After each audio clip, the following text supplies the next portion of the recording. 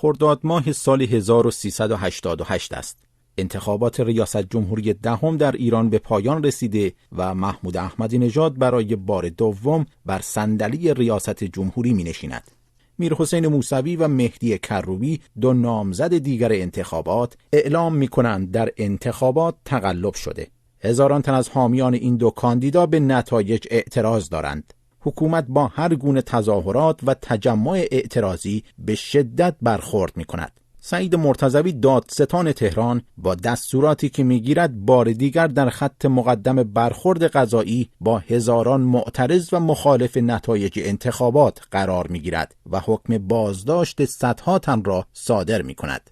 مهدی مهدوی آزاد، تحلیلگر سیاسی: با استفاده از قدرت قضاییش تقریبا تمام رهبران سطح دوم جبهه اصلاحات و فعالان سرشناس اجتماعی منتقد رو به زندان انداخت و با برگزاری اون دادگاه‌های قضایی که یادآور دادگاه‌های زمان استالین هست و بود، سیاست النصر به رعب حاکمیت رو وارد فاز تازه‌ای کرد. سوم، با تابعیت محض از اطلاعات سپاه پاسداران و مرحله بعدی وزارت اطلاعات، زمینه رو برای تصفیه حساب جناحی طیف نظامی امنیتی حاکم با تمام مخالفانشون فراهم کرد و نهایتاً با استفاده از ابزارهای مثل تهدید یا ابزارهای قضایی باعث شد که تمام جنایات انجام شده توسط لباس شخصی‌ها یا نیروهای امنیتی، از قتل چند ده نفر گرفته در خیابان‌ها، عملاً هیچگاه امکان بررسی پیدا نکنند. اوایل مرداد ماه سال 1388 است که آیت الله علی خامنه‌ای، رهبر جمهوری اسلامی، دستور تعطیلی بازداشتگاهی غیر استاندارد به نام کهریزک را می‌دهد. روزهای بعد خبرهایی مبنی بر اینکه صدها نفر در این بازداشتگاه مورد ضرب و شتم قرار گرفته و چند جوان نیز بر اثر شدت جراحات درگذشته‌اند منتشر می‌شود. بار دیگر انگشت اتهام به سوی سعید مرتضوی، دادستان تهران، نشانه می رود. نامهای کشته شدگان کهریزک اعلام می شود: محمد کامرانی، محسن روح الامینی و امیر جوادی فر. مجلس هشتم برای پیگیری حادثه کهریزک که حالا برخی رسانه‌ها از آن به عنوان جنایات کهریزک یاد می کنند، کمیته ویژه تشکیل می دهد. کاظم جلالی، نماینده مجلس، در دی ماه سال 1388 گزارش کمیته ویژه مجلس را در صحن علنی قرائت می کند که اعضای این کمیته از مرتضوی درباره دلیل درگذشت این سه جوان پرسیدند. از وی در خصوص کشته شدن 3 تن از افراد بازداشت شده، آقایان روح الامینی، کامرانی و جوادی فر پرسیده شد. وی دلیل این مسئله را بنابر بررسی‌های انجام شده توسط پزشکی قانونی مننژیت دانست و متذکر شد که با سرعت در بازداشتگاه‌ها عملیات واکسیناسیون مننژیت در حال انجام میباشد. هیئت از وی پرسید به چه دلیل دستگیر شدگان روز 18 تیر ماه به بازداشتگاه کهریزک منتقل شدند. ایشان ضمن مناسب و استاندارد دانستن این بازداشتگاه مسئله فقدان ظرفیت زندان اوین را اصلی ترین دلیل جهت انتقال این بازداشت شدگان به کهریزک دانست. با وجود آنکه سعید مرتضوی مننژیت را عامل درگذشت این 3 نفر اعلام کرده، اما کاظم جلالی در گزارش مجلس آن را رد می کند و دلایل دیگری را برای درگذشت آنان اعلام می کند. آنان با توجه به عوامل متعدد از جمله کمبود مکان، ضعف امور بهداشتی، تغذیه نامناسب، گرما و فقدان کولر و غیره و در نتیجه ضرب و شتم و بی‌توجهی مأموران و مسئولان بازداشتگاه به وضعیت جسمی آنان بوده و اساساً طرح مسئله‌ای با عنوان مننژیت رد شده است.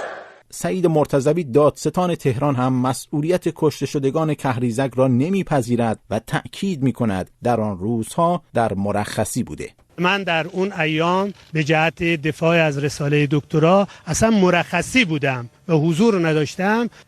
انتصاب اتهام مشارکت خلاف موازین حقوقی و قضایی است. هرچند که زهره الهیان، نماینده مجلس هشتم، در گفتگو با یکی از رادیوهای داخلی ایران میگوید آقای مرتضوی نمیتواند به بهانه مرخصی بودن از پذیرش این مسئولیت شانه خالی کند.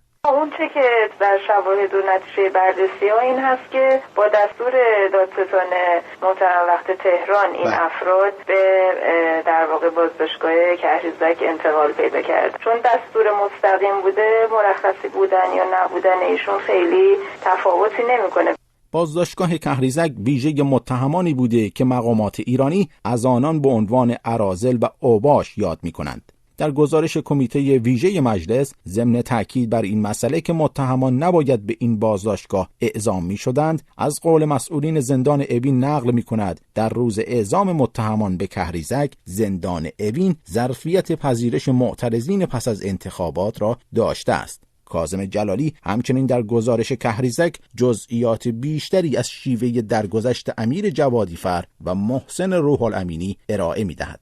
مرحوم جوادیفر یکی از دستگیر شدگان 18 تیر در بین راه انتقال از کهریزک به اوین جان خود را از دست داده است. ایشان در زمان دستگیری مورد ضرب و شتم قرار گرفته و قبل از انتقال به کهریزک مداوا گردیده، ولی با این حال نامبرده از لحاظ جسمی ضعیف شده بود و توان مقاومت در برابر صدمات جسمی و روحی بازداشتگاه کهریزک را نداشته است و در 4 روز حضور در کهریزک یک بار به پزشک وظیفه زندان مراجعه کرده که مداوای خاص نسبت به ایشان انجام نمیپذیرد. ایشان نیز با حالت وخیم سوار اتوبوس می شود و در همان آغاز حرکت اتوبوس ها نامبرده وضعیت بحرانی پیدا نموده و در بیرون از اتوبوس جان میدهد. همچنین مرحوم روح الامینی در مسیر انتقال از کهریزک به اوین وضعیت وخیمی داشته که هرچه بازداشت شدگان به ماموران محافظ در این خصوص متذکر شدند، آنان بدون توجه از این مسئله گذشتند. انتقال از کهریزک به اوین با اتوبوس های نامناسب و با ازدحام بسیار زندانیان، آن هم در اوج گرما در ساعت 10 صبح تا 2 بعد از ظهر انجام شد و در اوین نیز علیرغم وخیم بودن وضعیت مرحوم روح الامینی از ساعت 14 الی 17 در نوبت قرنطینه بوده و در ساعت 17 پزشک وی را جهت مداوا به بیمارستان اعزام نمود. چگونگی درگذشت محمد کامرانی از دیگر کشته شدگان بازداشتگاه کهریزک نیز در گزارش مجلس نیز تشریح می شود. مرحوم محمد کامرانی نیز پس از دستگیری بدون بازجویی به زندان کهریزک منتقل می شود و از آنجا نیز همچون سایر زندانیان مورد ضرب و شتم و تحقیر قرار می گیرد و وی نیز تحمل صدمات وارده را نداشته و پس از بازگشت به زندان اوین به بیمارستان لقمان منتقل می شود و در بیمارستان نیز رسیدگی لازم صورت نمی گیرد و وضعیت بحرانی نامبرده پس از 30 ساعت از انتقال به بیمارستان به خانواده وی اطلاع داده می شود. آنها همان شب فرزند خود را به بیمارستان مهر منتقل نموده، اما انتقال ایشان ثمری نداشته و وی در بیمارستان مهر جان خود را از دست میدهد. سعید مرتضوی سریعاً به گزارش نمایندگان واکنش نشان میدهد. تبلیغاتی، سیاسی، تخریبی و ابهام آور توصیف او از این گزارش است. مرداد ماه سال 1388 است و آیت الله محمود هاشمی شاهرودی پس از 10 سال صندلی ریاست قوه قضاییه ایران را به آیت الله صادق آملی لاریجانی تحویل می‌دهد. در اولین اقدام او نیز سعید مرتضوی دادستان عمومی و انقلاب را برکنار می‌کند. آقای مرتضوی معاون دادستان کل کشور می‌شود. پستی تشریفاتی که در قانون برای آن اختیاراتی نوشته نشده. بیش از 10 دهه قدرت بیچون و چرای سعید مرتضوی در مقام قضاوت و دادستانی یک شبه از او گرفته می شود. قدرت او حالا رو به افول است. شهریور ماه سال 1388 است. آیت الله علی خامنه‌ای رهبر جمهوری اسلامی در یک سخنرانی عمومی وعده برخورد با عاملان حمله به کوی دانشگاه و کهریزک را بدون توجه به پست و مقام آنها می‌دهد. ما گفتیم پرونده ویژه‌ای برای این کار تهیه بشه و به طور دقیق دنبال بگردن و پیدا کنن، مجرمان رو پیدا کنن و پیدا کردن به وابستگی‌های سازمانی اونها هم هیچ نگاه نکنن. نه خدمت اینها رو به حساب جرم اونها ندیده میگیریم، نه جرم اونها رو به حساب خدمت اینها ندیده میگیریم. حتما باید دنبال بشه و دنبال خواهد شد. 2 ماه بعد از این سخنرانی، رامین پوراندرجانی پزشک 26 ساله بازداشتگاه کهریزک به طور مشکوکی درگذشت. مقامات رسمی کشور ابتدا علت مرگ او را سکته قلبی، سپس خودکشی و در نهایت مسمومیت اعلام می‌کنند. نیروی انتظامی جسد او را بدون اجازه کالبد شکافی به خانواده‌اش دفن می‌کنند. مسعود علیزاده یکی از شاهدان کهریزک که 1 هفته در بازداشت بود و مورد ضرب و شتم قرار گرفت. رامین پوراندرجانی وقتی که جلوی دادسرای نظامی من ایشونو دیدم گفت از سوی رئیس بازداشتگاه کریزک چند روزی بازداشت شده به خاطر اینکه با این مسئولین ناجا همکاری نکرده بود برای نامه مننژیت و موقعی که آقای مرتضوی احضار کرده بود نامه خلاف واقعی آقای مرتضوی که درباره مننژیت نوشته بود که قتل این بچه‌ها مننژیت بوده، رامین پوراندرجانی این نامه رو امضا نکرده بود و آقای مرتضوی با ایشون خیلی تند رفتار کرده بود. دی ماه سال 1388 است، در حالی که خانواده کشته شدگان کهریزک در خونخواهی فرزندانشان به نتیجه‌ای نرسیده‌اند، محمود احمدی نژاد دست به اقدامی پرحاشیه می‌زند و سعید مرتضوی را به ریاست ستاد مبارزه با قاچاق کالا و ارز منصوب می‌کند.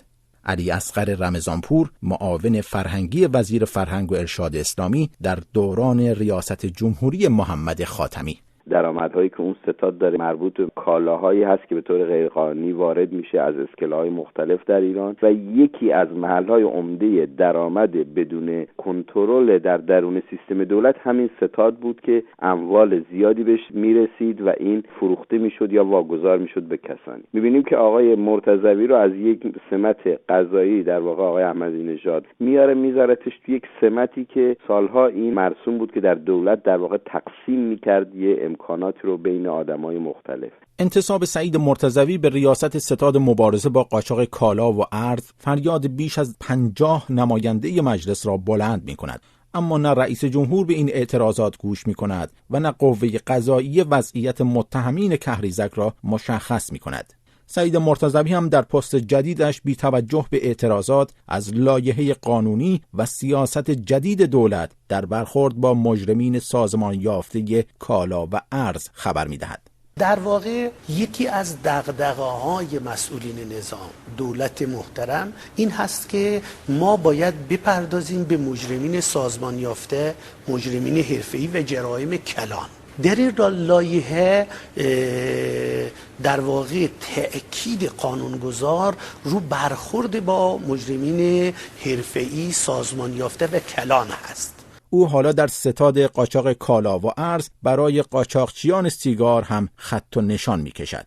قاچاقچی‌ها از این قانون سوء استفاده کردند، در جامعه تبلیغ کردند که سیگارهایی که قانون سرطانزا بودن را رو اون میزنن اینها سیگارهایی است که سرطانزا است. آقای مرتضوی در این پست ضمن انتقاد از ناکارآمدی قوانین کالا و ارز خواهان این می شود همانند چینی ها قاچاقچیان کالا در ایران نیز اعدام شوند. سعید مرتضوی اگرچه زیر پوشش دولت محمود احمدی نژاد کار می کند، اما سایه کهریزک همچنان بر سر او سنگینی می کند. شهریور ماه 1389 است. در خیابان بلوار کشاورز تهران یک پزشک به نام عبدالرضا سودبخش ترور می شود. بهرنگ پسر این پزشک در گفتگو با سایت کلمه می گوید پدرش حاضر نشده در مورد افراد فوت شده در کهریزک گواهی خلاف بدهد و علت فوت آنها را مننژیت اعلام کند. دامون سودبخش پسر دیگر این پزشک نیز ترور پدرش را مشکوک می داند.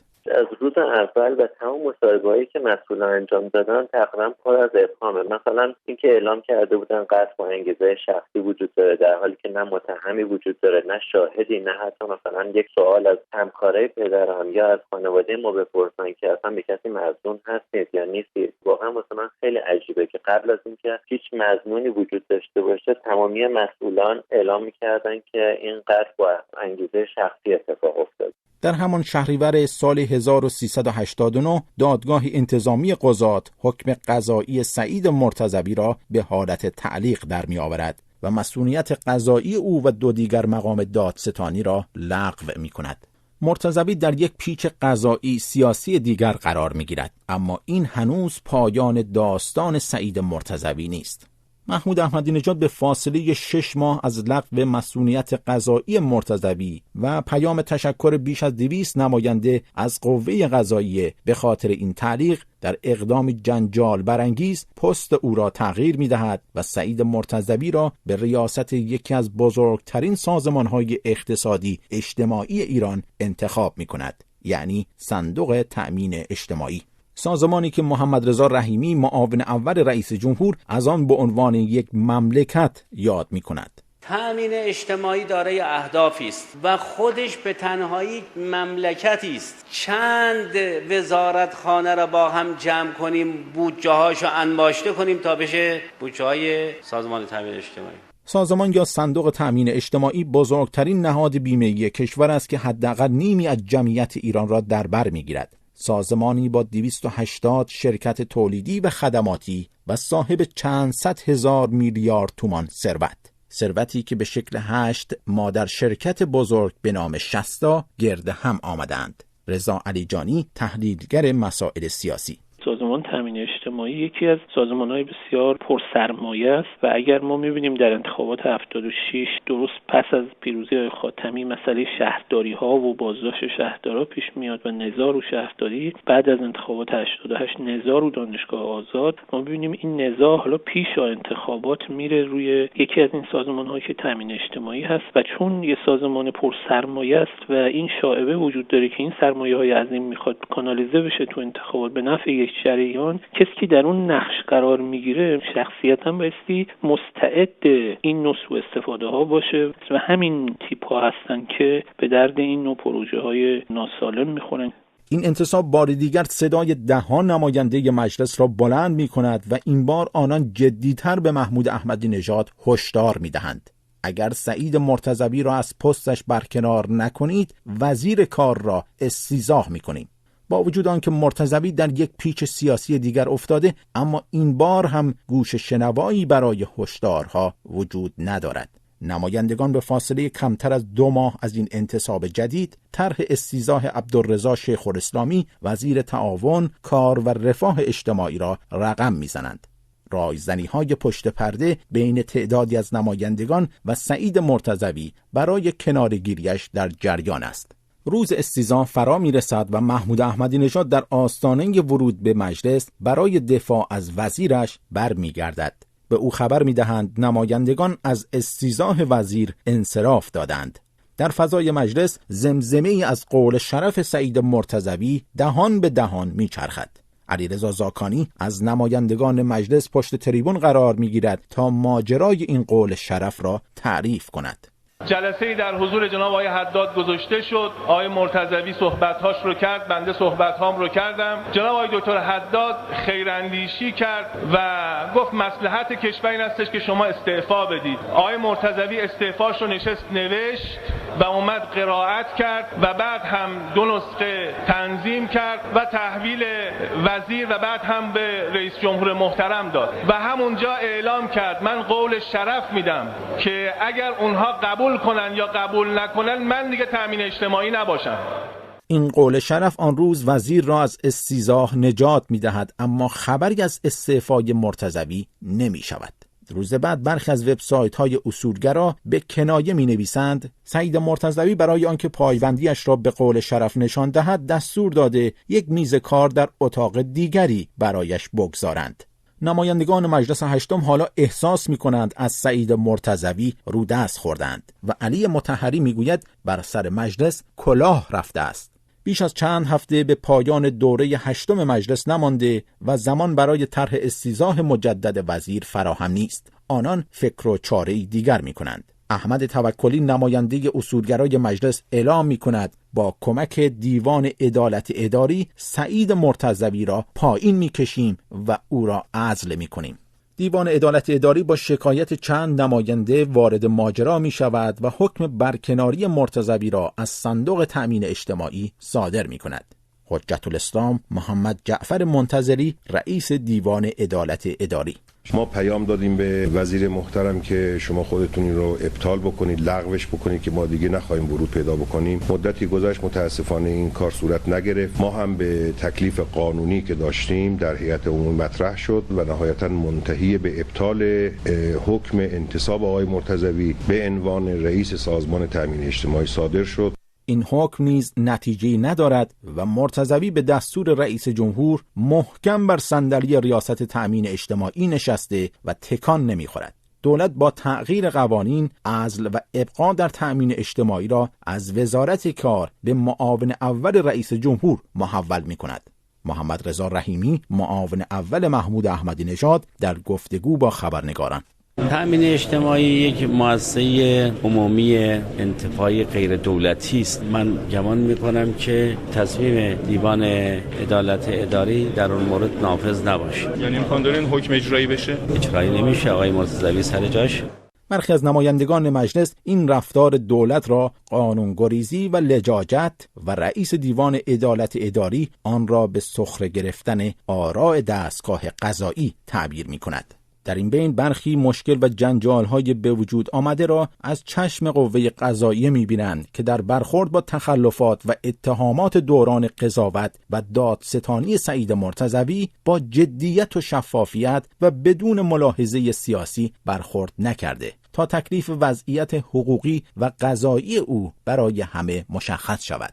همین مسئله بهانه‌ای برای نطق مهدی کوچکزاده از نمایندگان حامی دولت در مجلس می‌شود. دیدیم و همه دیدند که برای چندمین بار یک فرد و یک مجموعه در کشور به اتهاماتی نظیر آدمکشی و جنایت و قتل و اینها بیش از 2 سال است که متهم است و ما از قوه قضاییه بعد 2 سال هیچ نتیجه‌ای ندیدیم. دیدیم و همه دیدند که بیش از 7 سال است همین فرد متهم است به دخالت در امور دانشگاه آزاد و گم کردن پرونده و ما از قوه قضاییه هیچ عکس العملی ندیدیم. اگر این قضیه ها جمع نشود آیا نمی شود نشانه فساد در قوه قضاییه دانستین ها را؟ تکلیف ملت را قوه قضاییه باید روشن کنه. آیت الله آملی لاریجانی چقدر وقت می خواهید برای رسیدگی به این ادعاهایی که هر روز در ازاش دوباره توبه می شود؟ خرداد ماه سال 1391 است. دوره مجلس هشتم به پایان میرسد و تعدادی از نمایندگان پیگیر استیضاح وزیر کار وارد مجلس نهم میشوند. بار دیگر هشدار پشت هشدار. یا سعید مرتضوی باید برکنار شود یا وزیر کار و رفاه اجتماعی را استیضاح میکنیم. این پیام آخر نمایندگان مجلس است. برخی هم از سوی محمود احمدی نژاد پیام میآورند: سعید مرتضوی را از صندلی‌اش تکان نمیدهم. صبح 15 بهمن ماه 1391 فرا میرسد. وزیر تعاون، کار و رفاه اجتماعی بار دیگر برای استیضاح فرا خوانده شده. جلسه رسمی و علنی است. دلیل استیضاح پرونده تخلفات مرتضوی در طول دوران دادستانی، نداشتن تخصص و تجربه مدیریت در سازمان تأمین اجتماعی و باز بودن پرونده او در کهریزک اعلام می شود. احمد توکلی نماینده مجلس موافق استیضاح است. چند روز قبل از استیضاح ناکام وزیر در مجلس هشتم، سعید مرتضوی این نماینده را به عنوان حکم بین خود و استیضاح کنندگان قرار داده بود. آقای توکلی در آن جلسه به رفتن سعید مرتضوی از سازمان تأمین اجتماعی رأی می دهد. اما بعداً مرتضوی همه چیز را منکر می شود و این نماینده مجلس را به دروغگویی متهم می کند. در مقابل احمد توکلی صدای ضبط شده سعید مرتضوی را در مجلس پخش می کند. هستالی به عنوان یک آدم بی‌طرف متدینی که آخرتتون رو به هیچی نمیفروشید، اگر که گفتید آقا این موارد ثابت شده است که شما مرتکب شدی، صلاحیت تصدی تامین اجتماعی رو نداری. نه بحث‌های تخصصی نه، بحث‌هایی که آقای زاکانی تو مباحث دانشگاه و رسیدگی قضایی و اینها مدعیش هستن نداری، من قبول میکنم. در جلسه استیضاح رئیس جمهور نیز از حساسیت‌ها نسبت به مرتضوی انتقاد میکند. مسئله آقای مرتضوی هم یک فرد مثل همه افراد جامعه، هزاران نفر در این کشور مدیرن، ایشون هم یک نفر. چرا اینقدر حساسیت هست؟ اما شیخ الاسلامی وزیر کار و رفاه اجتماعی دفاع صریح‌تری از مرتضوی می‌کند و می‌گوید اتهامات او برایمان اثبات نشد. از نظر ما این اتهامات اثبات نشد. ما به مجرمیت آقای مرتضوی نرسیدیم، اما صلاحیت‌های او را احراز کردیم. من چرا بایستی به خاطر یه اتهاماتی که 11 ماه در فضای رسانه‌ای علیه یک فرد هر کس گفته میشه تصمیم بگیرم و به عنوان یک فرد هر چند کوچک با این تصمیم خودم عملاً پای همه اون اتهامات امضا بکنم. استیضاح وزیر کار رأی می آورد، اما محمود احمدی نژاد در جلسه علنی استیضاح وزیر کار با پخش صدای فاضل لاریجانی برادر رؤسای قوای مقننه و قضاییه در صحن علنی مجلس جنجال بزرگی را ایجاد می کند. این صدا در دفتر سعید مرتضوی ضبط شده بود که فاضل لاریجانی به نوعی از مرتضوی برای باقی ماندن در پستش باج خواهی می کرد.